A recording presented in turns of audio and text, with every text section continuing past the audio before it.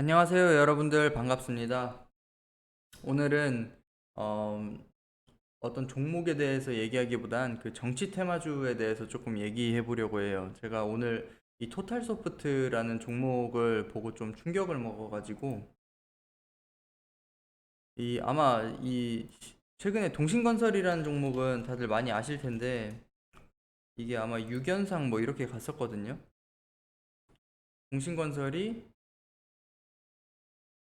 하나, 둘, 셋, 넷, 다섯 5연상이구나. 5연 근데 이때도 상한가 갔으니까 그냥 대충 6연상이라고 치고 동신건설이 이렇게 상한가 가고 있을 때쯤에 지금 한 토탈소프트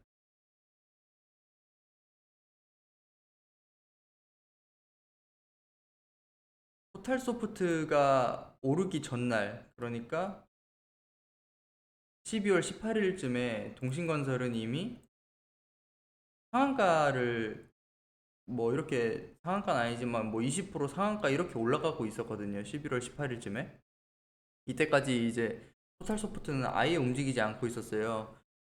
그래서 이제 이쪽 테마에 관련이 있으신 분들은 아마 이런 생각을 많이 하셨을 것 같아요. 아, 이거 토탈 소프트도 이제 가는 거 아닌가? 뭐 이런 생각을 많이 하셨을 것 같아요. 저도 당시에 그런 생각을 했었고요. 뭐 어차피 안 샀으면은 뭐 상관 하나도 없는 얘기긴 하지만 그래서 이게 너무너무너무 충격적이더라고요. 이날부터 해서 한 4배 가깝게 이제 상승을 했었어요. 그래서 비단 이번 일 때문만이 아니라 제가 이제 작년이랑 올해 정치 테마주의 흐름을 보면서 느낀 게 있는데 이 정치 테마주가 생각보다는 할 만하다는 것을 느꼈어요. 그러니까 아시는 분이 당연히 많겠지만 그 한 종목이 계속 가는 게 아니라 지금 동신건설은 한번 이렇게 점화 맞고 다시 오르고 있는데 이 돌아가면서 계속 오른다는 것만 좀 기억하고 있으면 된다는 것을 그러니까 뭐 들어서는 알았는데 이제 아는 거랑 느끼는 거랑은 좀 다르잖아요. 제가 그런 걸 정말 좀 많이 느꼈어요. 물론 종목은 잘 골라야겠죠. 그래서 제가 이거를 보면서 조금 더 느낌을 강화하고 싶어서 정치 테마주에 대해서 몇 가지 알고 싶은 거?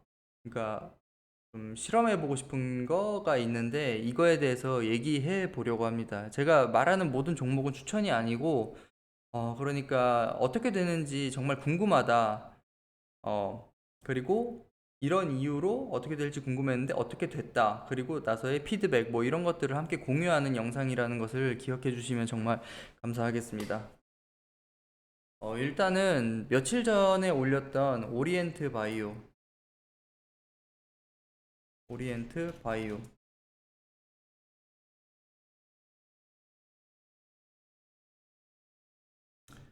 이것도 역시 그 이재명 테마주인데 조금 전에 말씀드린 것처럼 오르는 종목은 어차피 순환한다는 관점에서 보면 이제 이 녀석이 오를 차례로 보이거든요. 이게 그냥 이렇게 보지 말고 이렇게 보면은 더 그렇게 보여요.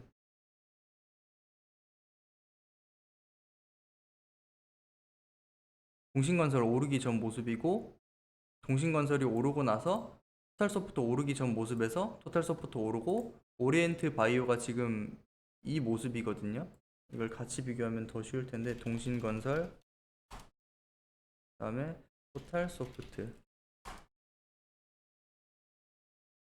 지금 보시면은 이 동신건설이 제일 먼저 올라서 이번에도 제일 먼저 올라갔죠. 그다음에 토탈소프트 올라갔죠. 오리엔트 바이오는 조금 늦게 올랐고 아직 안 오르고 있어요. 근데 문제는 동신건설이나 토탈소프트 같은 경우는 재무가 굉장히 좋아요. 토탈소프트도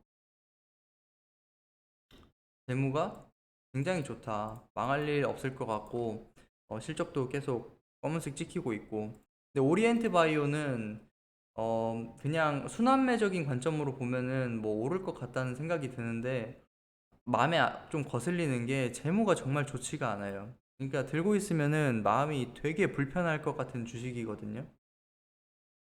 이제 얘의 주가가 어떻게 흐르는지 살펴보려고 하는데 이렇게 생각을 하고 있어요. 만약에 얘도 상승을 한다. 그러면은 테마는 그냥 계속 돌고 테마에 엮여 있으면 재무나 실적 이런 게 좀 안 좋아도 그냥 얘 차례구나라는 생각이 들면 좀 과감할 필요가 있다는 그런 생각을 가질 계획이에요. 근데 만약에 상승이었거나 하락할 경우 그러면 뭐 당연히 아무리 이제 얘 차례인 것 같은데 라는 생각이 들어도 재무가 별로면 보수적으로 접근해야겠다 이런 생각을 할 거예요. 물론 이제 표보는 한계니까 지나치게 확신을 갖는 건 위험하겠죠. 그리고 두 번째, 오늘 비비안이라는 종목이 상한가를 갔거든요. 저는 이게 그 이재명 관련주인지도 몰랐는데 오늘 상한가 간 종목 중에 있길래 보니까 이재명 관련주라고 하더라고요. 오른 이유는 아마 이제 오늘 이 뉴스가 나와서 그런 것 같아요. 이재명 지지율 1위.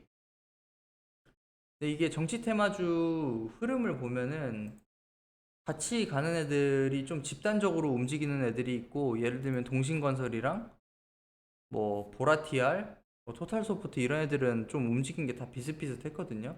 나중에 갑툭튀 하는 애들이 있어요. 꼭 지금 이 비비안이 되게 갑툭튀한 애처럼 보이거든요. 저는 지금 그래서 이제 이거랑 비슷한 종목을 찾는 건데, 지금 이재명이 지지율 1위인데 윤석열이 2위잖아요.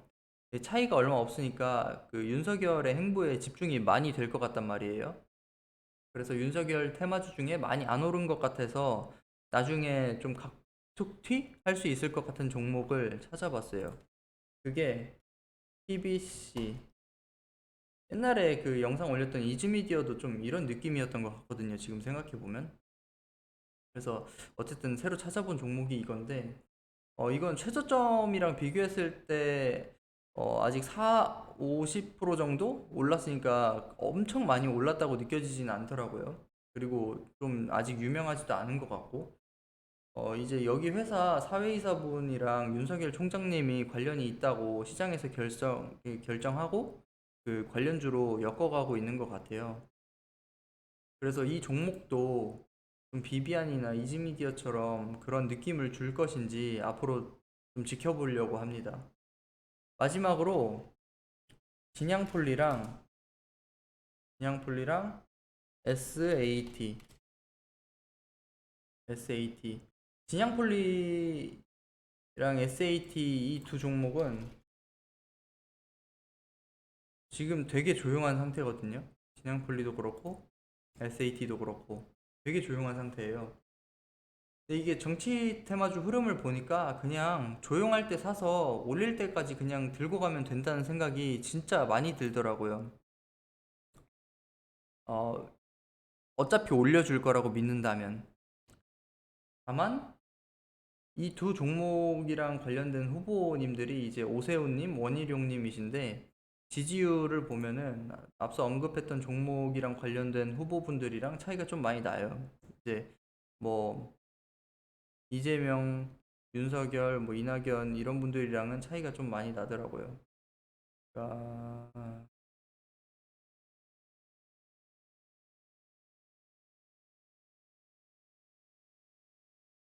여기 아예 안 보이네.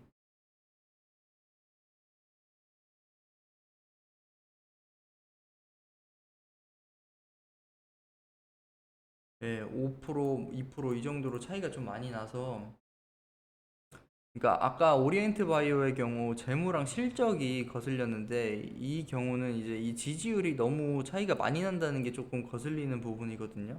그래서 얘네 둘의 경우는 만약에 상승한다면은 이제 지지율 상관없이 그냥 오르지 않았는데 시장에서 정치 테마주로 인식하고 있다면 그냥 기회가 있다고 생각하려고 하고, 만약에 상승이 없거나 하락한다면 앞으로 정치 테마주를 매매할 때는 좀 상위 지지율 안에서 호재거리가 있을 거라고 생각되는 좀, 그러니까 예를 들면은 지지율 2위, 항상 2위가 정말 괜찮은 것 같아요. 옛 지지율 2위 이재명님이랑 현 지지율 2위 윤석열님, 항상 2위가 제일 좋은 것 같더라고요. 갑툭튀가 가능한 종목을 찾는 게 좀 좋은 전략이라고 생각을 할 생각입니다. 그래서 지금 말씀드린 이런 종목들이 어떻게 되는지 보시고 이런 데이터를 쌓아간다면 반드시 도움이 될 거라고 생각을 합니다. 감사합니다.